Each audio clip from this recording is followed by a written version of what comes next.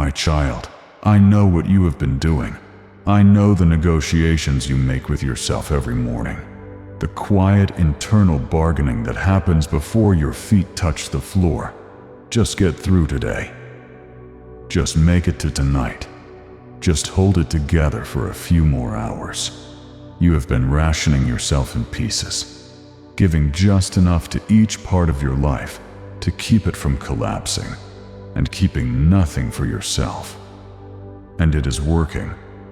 From the outside, it is working. That is the terrifying part.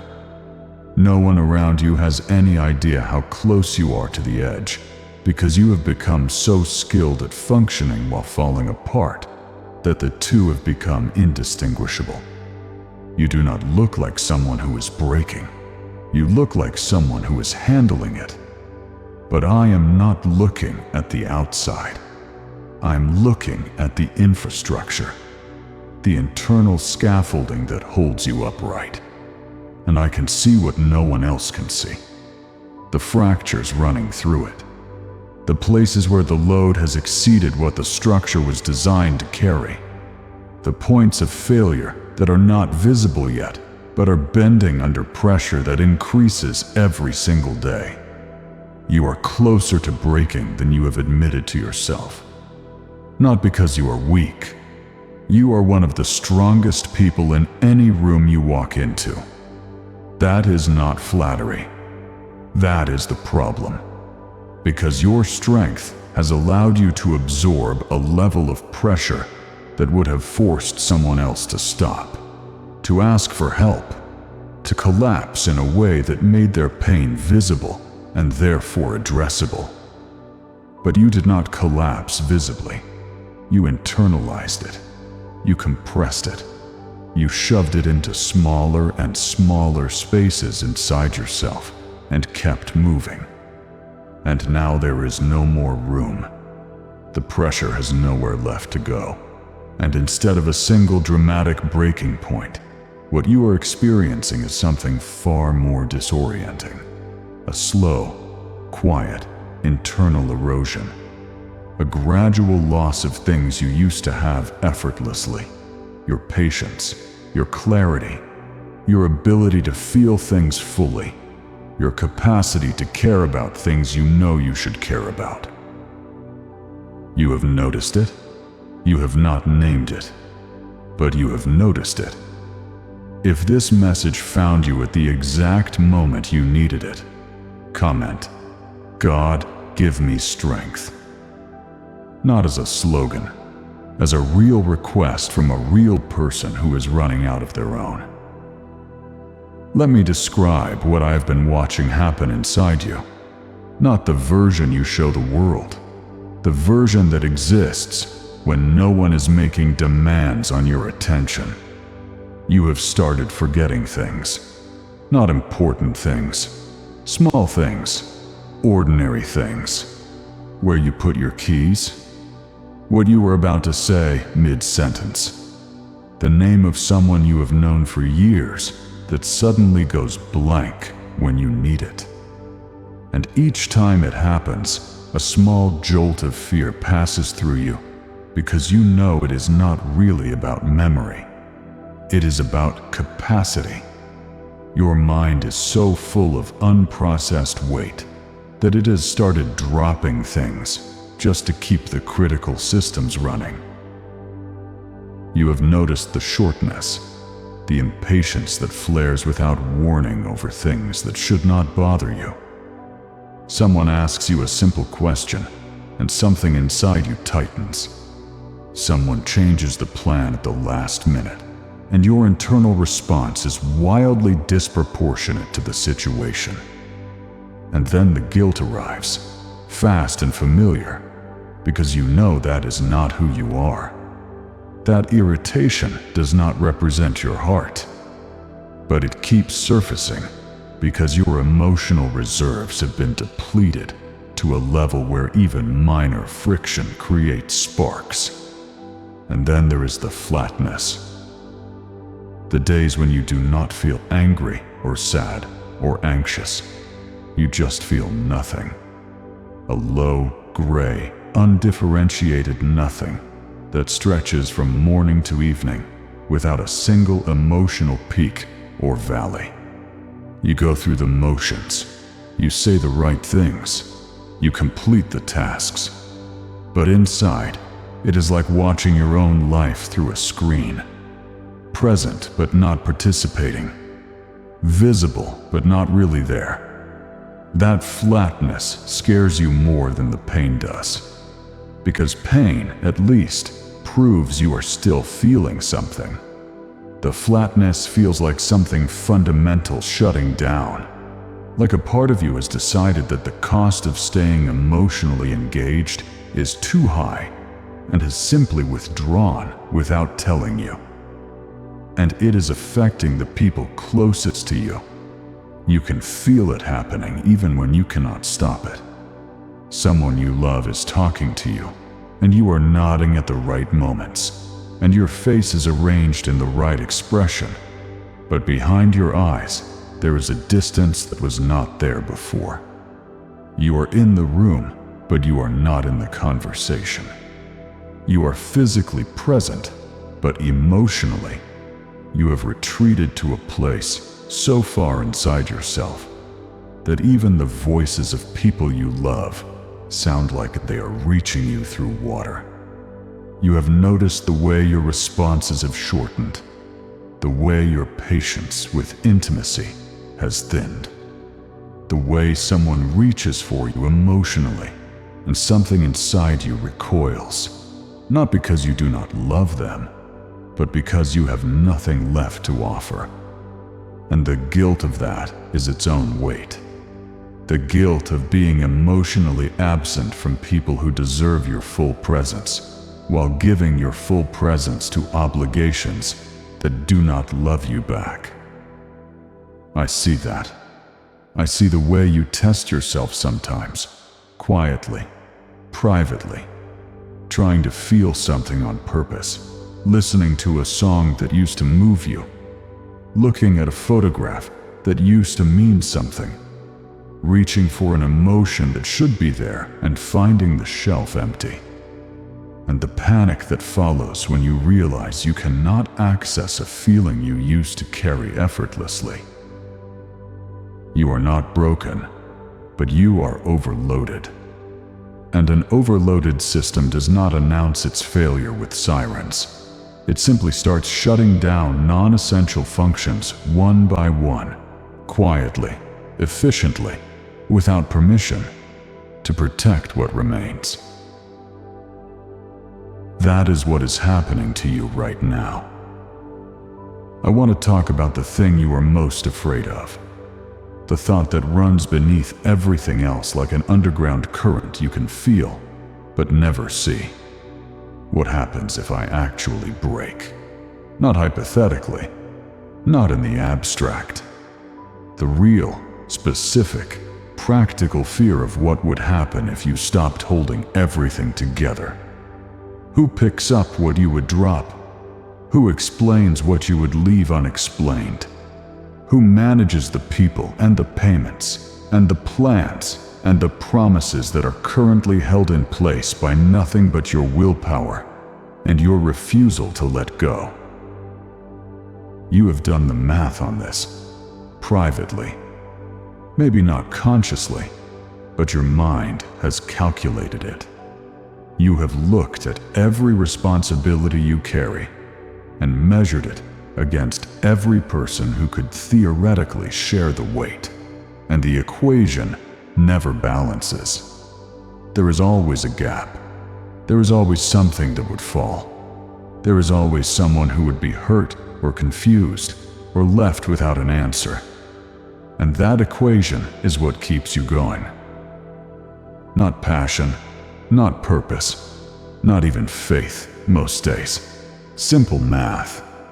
The cold calculation that the cost of stopping is higher than the cost of continuing, even when continuing is destroying you. I need you to hear something about that calculation. It is wrong. Not because the responsibilities are not real. They are. Not because the people who depend on you do not genuinely need you. They do. But because you have left a variable out of the equation.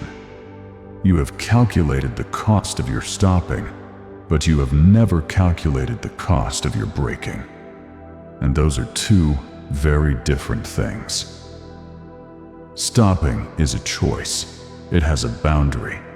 It can be managed, communicated, planned for. Breaking is not a choice. It has no boundary. It happens on its own timeline, in its own way. And it does not wait for a convenient moment. It does not check your calendar, or ask if the kids are taken care of, or wait until the project is finished. And you are closer to the second than the first. I am not saying this to frighten you. I am saying this because the version of strength you have been practicing is not strength at all. It is endurance without limits. It is self-sacrifice without boundaries. It is the willingness to absorb infinite pressure while pretending you are built for it. And no one is built for it, not even you. So I am going to say something that the people in your life have been too afraid or too oblivious to say. You need to set something down. Not everything. Not all at once. You are not built for dramatic exits any more than you are built for infinite endurance. But something. One thing. One responsibility that you absorbed because no one else would. One obligation that you took on because it felt selfish to refuse. One weight that does not belong to you, but ended up in your hands because your hands were open and everyone else's were full. Identify it. You already know what it is. You thought of it before I finished the sentence. It has been sitting at the edge of your awareness for weeks. The thing you know you need to release, but cannot bring yourself to release, because the guilt of letting go feels heavier than the weight of holding on. That guilt is lying to you. Setting something down is not abandonment. It is triage. It is the decision to save what can be saved by acknowledging what you can no longer carry. And it takes more courage than holding on ever did. Because holding on is automatic at this point. It requires no decision. Letting go requires a conscious act of trust. Trust that the world will not end. Trust that someone else will step in. Trust that I am capable of managing what you release. I am capable. I have been managing far more than you realize. Comment. I needed to hear this, if something in you just recognized a truth you have been avoiding. My child, I want to name some things that you have not allowed yourself to say. You are angry.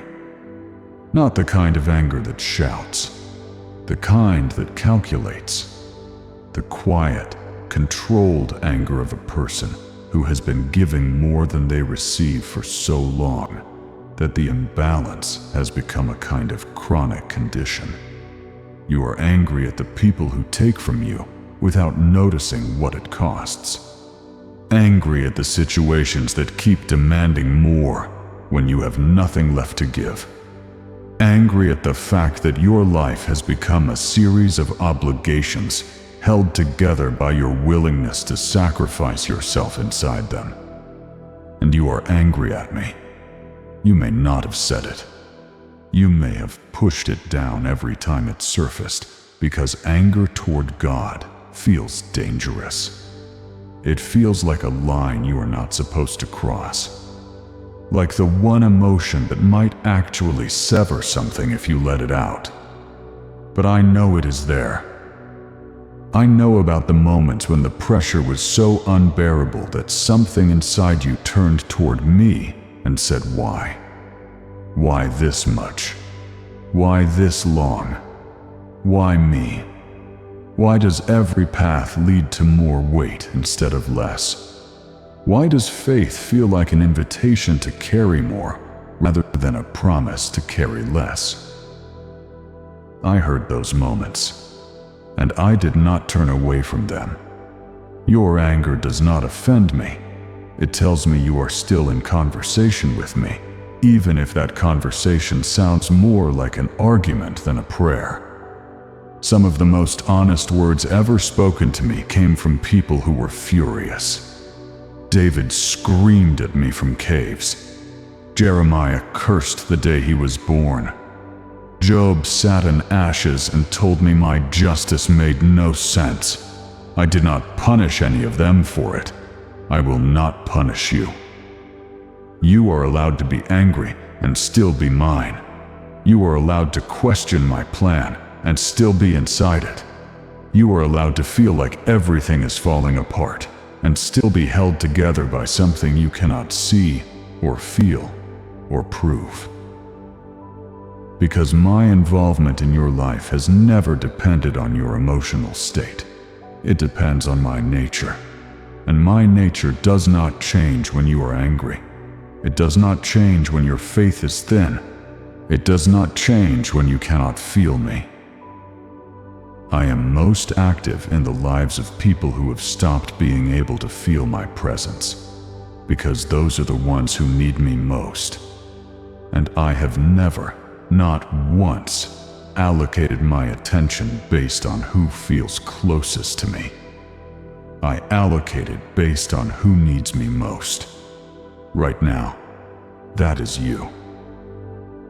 If you have been carrying anger you are afraid to express, even toward God, comment, "I give it to you." Let this be the place where you stop performing composure and start telling the truth. Dear friends, if our videos have ever touched your heart or brought you closer to God, please support our mission through super thanks below. Your kindness means the world to us. God bless you abundantly. I also want to talk about your body, because your body has been trying to tell you what your mind refuses to accept. The headaches that arrive without explanation and leave without resolution. The tightness in your chest that is not a medical condition, but a physical manifestation of pressure that has no other outlet.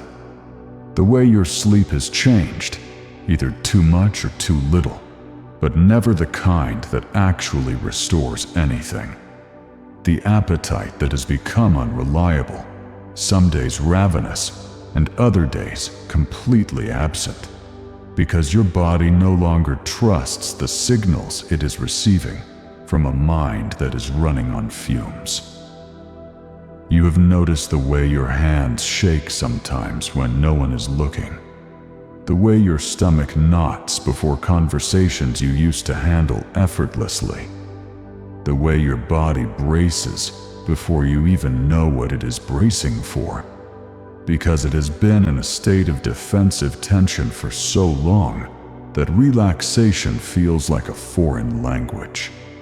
Your body is keeping the score that your mind refuses to keep. Every unprocessed emotion, every suppressed reaction, every moment you swallowed what you really wanted to say, it landed somewhere in your body. And your body has been sending you signals for months. Signals you have been overriding with willpower and caffeine, and the simple refusal to acknowledge that something is genuinely wrong. I made that body. I know its limits. And I am telling you that it was not designed to sustain this level of tension indefinitely. The fact that it has kept going is extraordinary. But extraordinary and sustainable are not the same thing.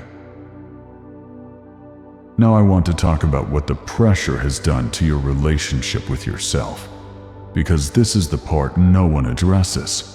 Everyone talks about the external weight, the responsibilities, the people, the demands.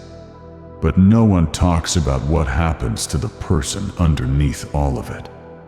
No one talks about the slow, quiet loss of self that occurs when you spend years being defined entirely by what you carry. You have forgotten what you want, not what you need. Needs are functional. You know what you need because needs scream when they are not met.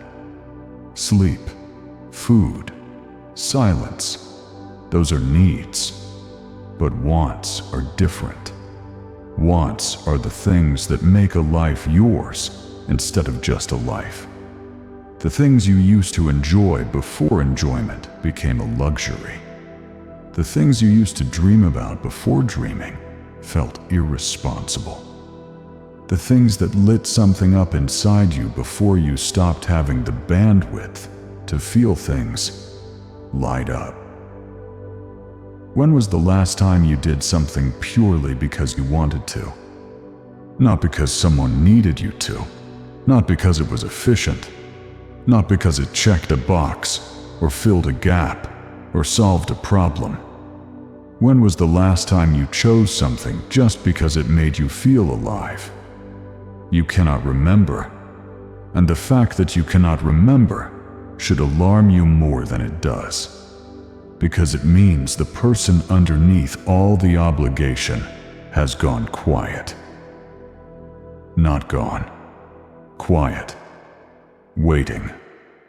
Buried under layers of duty and expectation, and other people's needs like a voice calling from a room so deep inside the house that you are not even sure you heard it. There are moments when you catch a glimpse of that person. Unexpected moments. A few seconds of laughter that surprise you because you forgot you could sound like that. A fleeting interest in something that has nothing to do with your responsibilities. Something creative, something spontaneous, something pointless and beautiful that flickers through you and then vanishes before you can act on it. Because the next obligation is already arriving. Those glimpses are not random. They are signs that the person underneath is still alive. Still signaling, still hoping you will notice. I hear that person. I hear the version of you that still exists underneath the functioning. The version that is not defined by productivity or usefulness or how much weight you can absorb. The version that existed before the world started loading you up and you started letting it. That version is not lost, but it is suffocating, and the pressure you have been refusing to release is the very thing that is keeping it pinned down. I want to tell you something that might be the most important thing you hear tonight. You do not have to earn the right to stop. You have been operating under a belief so deep that you probably do not even recognize it as a belief anymore. It feels more like a law, a universal constant. And the belief is this, that rest must be earned. That stopping is only allowed after everything is handled. That taking care of yourself is a reward you receive after taking care of everything else first. And since everything else is never fully handled, the reward never arrives. So you keep going, indefinitely, without a finish line, running a race that has no end on legs that stopped feeling months ago. And you call it discipline. You call it responsibility. You call it faith. But I did not design life as a test of endurance. I did not create you to see how much you could absorb before you shattered. The capacity you have for pain was never meant to be tested to its maximum. It was meant to be a safety margin, a buffer for the hard seasons, not a permanent operating mode. And you have been running in emergency mode for so long that you have forgotten what normal feels like. Normal is not what you are living. The constant vigilance, the running calculations, The way your body is always braced for the next thing that will go wrong. The way you cannot sit in a quiet room without your mind immediately generating a list of things you should be doing instead. That is not normal. That is survival. And there is a difference between surviving and living that I need you to understand tonight. Surviving is what you do when the crisis is active. Living is what you were designed for after the crisis passes. But for you, the crisis never passes. Or rather, one ends, and another begins so quickly that the space between them collapsed long ago. And now your entire existence is a continuous state of crisis response. No human being was designed for that. And the fact that you have maintained it for this long is not proof that you can continue. It is proof that something has to change. Comment.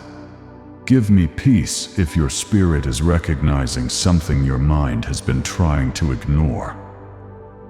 My child, I am not going to fix everything tonight. I know that is not what you want to hear. You want the weight to lift. You want the pressure to dissolve.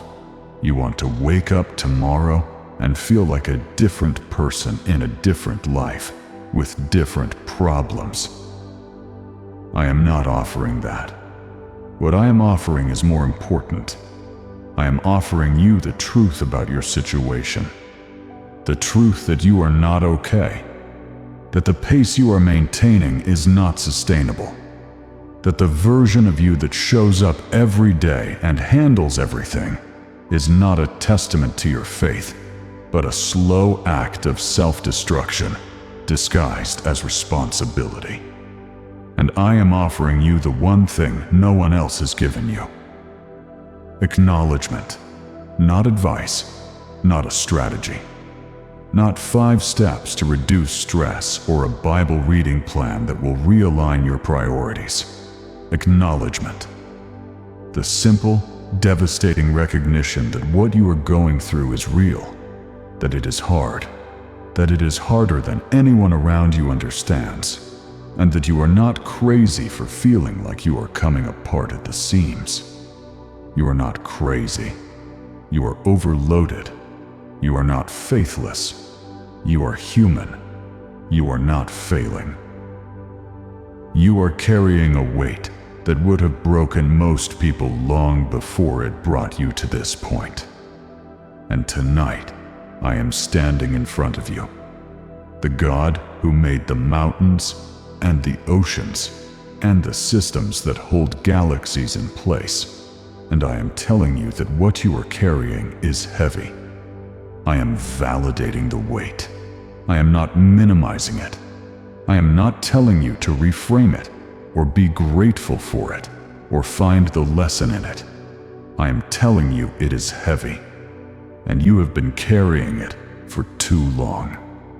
And you are allowed to say that out loud without it meaning you have failed. Because you need to hear that from someone whose opinion you cannot dismiss.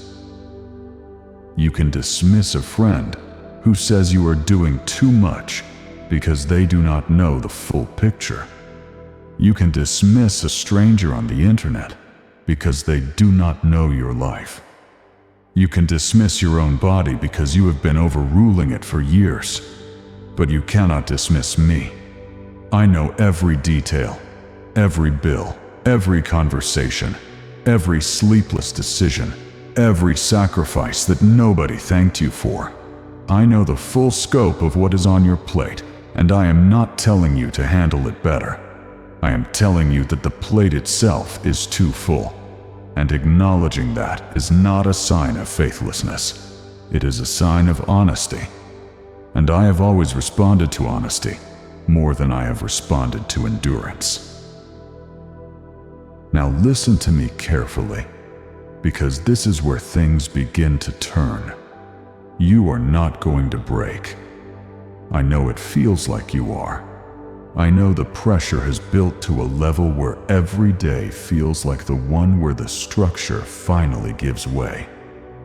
I know you have imagined what it would look like.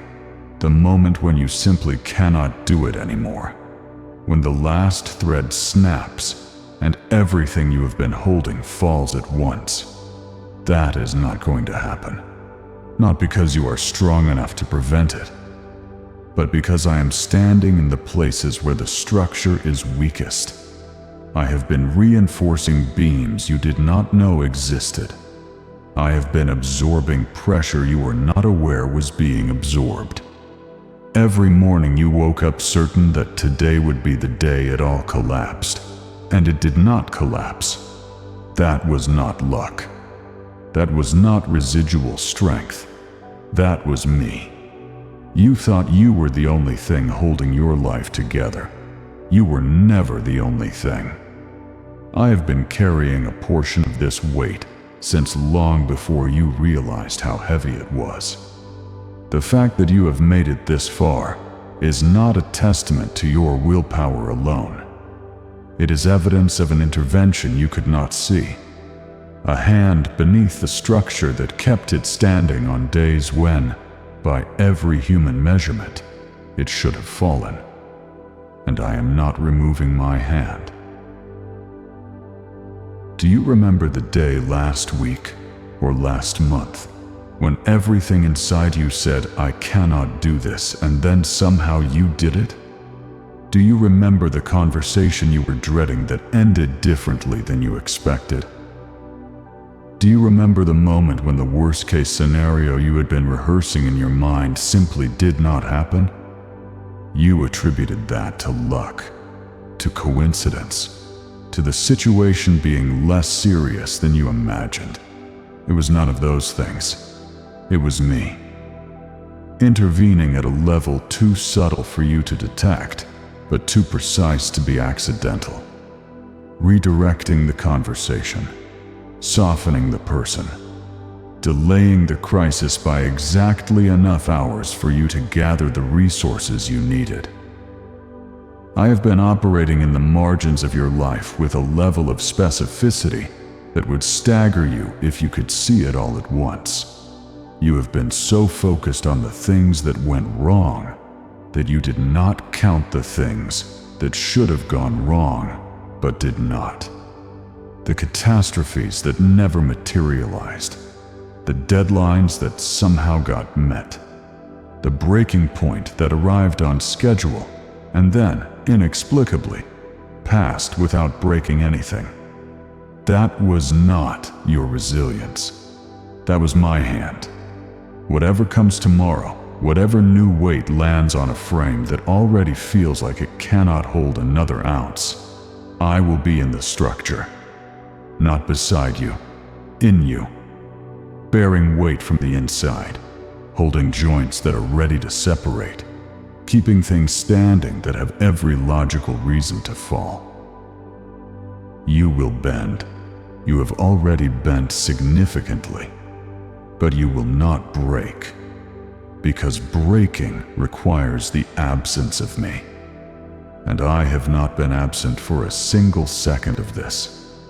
There is a version of you on the other side of this pressure, not a version that never experienced it, a version that passed through it, a version that looks back at this season and understands something about themselves that could not have been learned any other way, a version that carries a quality of compassion, a depth of understanding, a steadiness in chaos that only exists in people who have been pressed to their limit and discovered that their limit was not the end of the story. That version is not far from where you are standing right now. You cannot see them yet because the pressure is too immediate. It is hard to see anything beyond the current moment when the current moment takes everything you have. But I can see them. I can see who you are becoming through this.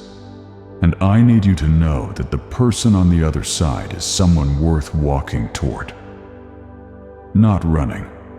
You do not have the energy to run. Walking. One decision at a time. One morning at a time. One honest conversation at a time. You do not have to dismantle the pressure all at once. You just have to stop pretending it does not exist. You just have to let one person see what is really happening. You just have to say, once, out loud, or in a whisper, or in the silence of your own heart, I am not okay, and I need help. Not because I am weak, but because this was never meant to be carried by one person. That is not defeat. That is the beginning of something your pride has been blocking for a very long time, and I will be in every step of it. My child, I want to leave you with something specific tonight. Not a promise that the pressure will vanish by morning. It will not. The weight will still be there when you open your eyes. The responsibilities will still be real. The people will still need things from you. The world will not pause because you heard a message that moved something inside you. But something will be different. You will know that you were seen. Not the version of you that performs. Not the version that manages and solves and absorbs. The version that has been quietly buckling under a weight that no one bothered to measure because you made carrying it look so effortless.